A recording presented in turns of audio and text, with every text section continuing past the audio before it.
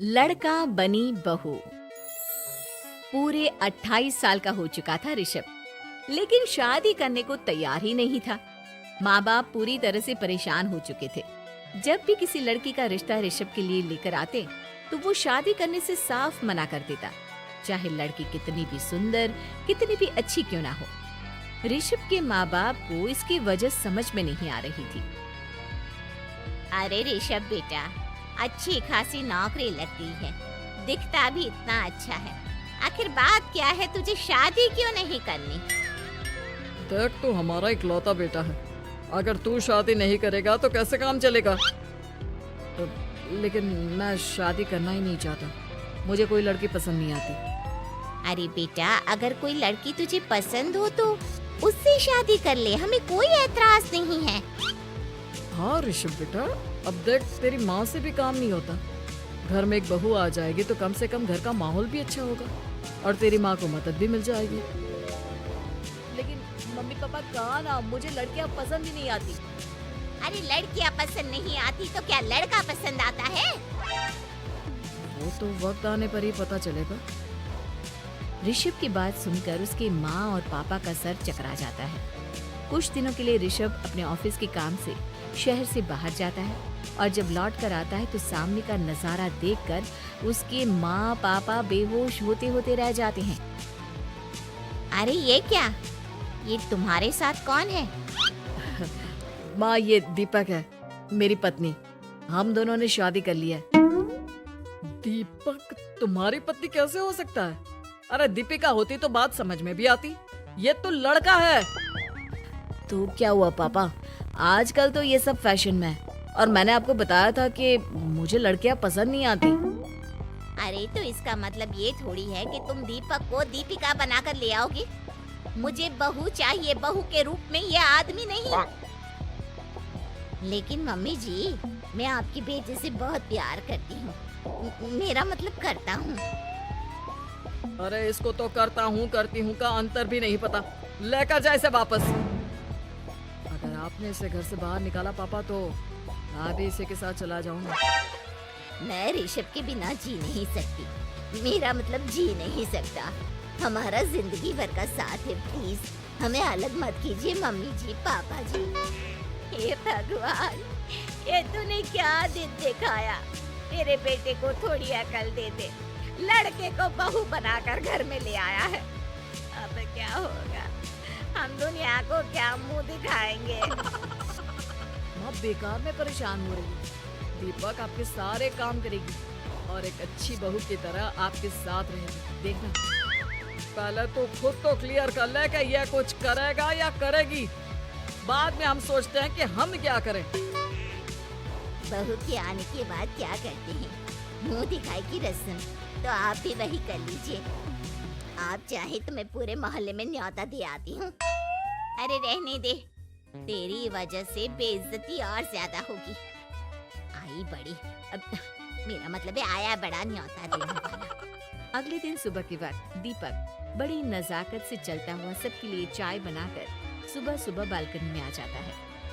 प्रणाम मम्मी जी, प्रणाम पापा जी। ये देखिए, चाय बिल्कुल आपकी पसंद की है। मुझे ऋषभ ने सब कुछ बता दिया था कि आपको क्या क्या पसंद है। हे भगवान, ये सब क्या हो रहा है? ये क्या नौटंकी है? नौटंकी कहाँ है? माँ देखिए तो, मेरा दीपक आपका कितना ख्याल रख रहा है। लाओ, अब जो भी है, जैसे भी है, चाय पियेंगे ही सही। थोड़ी देर के बाद, वैसे दीपक, चाय तो तुमने बहुत अच्छी बनाई है। चलो, कुछ तो अच्छा हुआ। अगले दिन अजी सुनते हैं, आज पैरों में बड़ा दर्द हो रहा है। लग रहा है घुटनों में फिर से कुछ न कुछ प्रॉब्लम हो रही है। डॉक्टर ने वो दवाई दी थी, उसकी मालिश करो ना अपने घुटनों पर, आराम मिल जाएगा। वो क्या है ना, खुद के हाथों से ठीक से मालिश नहीं हो पाती। अरे मम्मी जी, आपको परेशान होने की क्या जरूरत है, मैं हूँ ना। लाइए, मैं आपके पैरों पर मालिश कर देता हूँ, अब मेरा मतलब कर देती हूँ। अरे रहने दे, रहने दे। घर में बहू होती तो सेवा करती, यहाँ तो आदमी बहू बनकर बैठा हुआ है। मम्मी जी नाराज मत होइए, एक बार मुझे मौका तो दीजिए आपकी सेवा करने का। अच्छा ठीक है, ये ले दवाई लगा दे। दीपक बहुत अच्छे तरीके से घुटनों की मालिश करता है। थोड़ी देर के बाद इतना आराम मिल रहा है क्या बताऊं। ऐसा लग रहा है मेरे घुटनों में कभी तकलीफ थी ही नहीं। लगता है तुम्हारी लड़का बनी हुई बहू तुम्हें पसंद आने लगी है। ऐसा कुछ भी नहीं है, वो तो बस इतने अच्छे से मालिश की इसलिए मैंने इसकी तारीफ कर दी। मम्मी जी पापा जी आपस में लड़ाई नहीं करते। अच्छा आप ये बताइए शाम के खाने में क्या खाएंगे? पनीर दाल मखनी पुलाव कुछ भी स्पेशल बता दीजिए। अरे भाई ये सारी चीजें मुझे तो खाने में बहुत ही पसंद है। तुम क्या कोई औरत हो जो पनीर दाल मखनी बनाओगी? हाँ, अरे लड़का हो तो लड़के की तरह बिहेव किया करो ना। भले ही मैं लड़का हूँ तो क्या हुआ, अब तो मैं ऋषभ की पत्नी और आपके घर की बहू हूँ, तो मुझे उसी तरह से रहना पड़ेगा ना। अच्छा ठीक है, जो तुम्हें पसंद है बना लो। आदमी रसोई में खाना बनाते हुए कैसे लगते हैं जरा मैं भी तो देखूं। शाम को दीपक सबके लिए अच्छा सा खाना बनाकर डाइनिंग टेबल पर लगा देता है। ऋषभ ऑफिस से जब लौट कर आता है, सब लोग खाना खाने के लिए बैठ जाते हैं। अरे वाह, क्या गजब का पनीर और दाल मखनी बनाई है। ऐसा जायका तो होटल के खाने में भी नहीं आता। दीपक कितना अच्छा खाना बनाती हो, मेरा मतलब बनाते हो। तुम्हारी इसी अदा की वजह से तो मुझे तुमसे प्यार हो गया। अरे बहुत हो गया, आदमी होकर आदमी से प्यार करते हो। अरे लेकिन कुछ भी कहो, जरा खाना खा कर तो देखो ऋषभ की माँ, मजा आ जाएगा। हाँ वैसे बात तो आपकी सही है, खाना तो वाकई में लाजवाब है। इतना स्वादिष्ट पनीर तो मैंने अपनी जिंदगी में नहीं खाया। कितना अच्छा होता अगर ये दीपक दीपिका होती। और फिर अगली सुबह कुछ ऐसा होता है जिसे देखकर ऋषभ के माँ और पापा ना केवल खुश होते हैं बल्कि हैरानी से उनकी आंखें फटी की फटी रह जाती हैं। उन्होंने जो नजारा अपनी आंखों के सामने देखा उसे देखकर उन्हें अपने आप पर भरोसा नहीं हुआ। सुबह का वक्त था, सब लोग बालकनी में बैठकर सुबह की चाय का इंतजार कर रहे थे। तभी रसोई में से एक बहुत ही खूबसूरत लड़की जिसके लंबे लंबे बाल थे और जिसने साड़ी पहनी हुई थी, हाथ में चाय की ट्रे लेकर वहाँ आती है। अरे ये कौन है?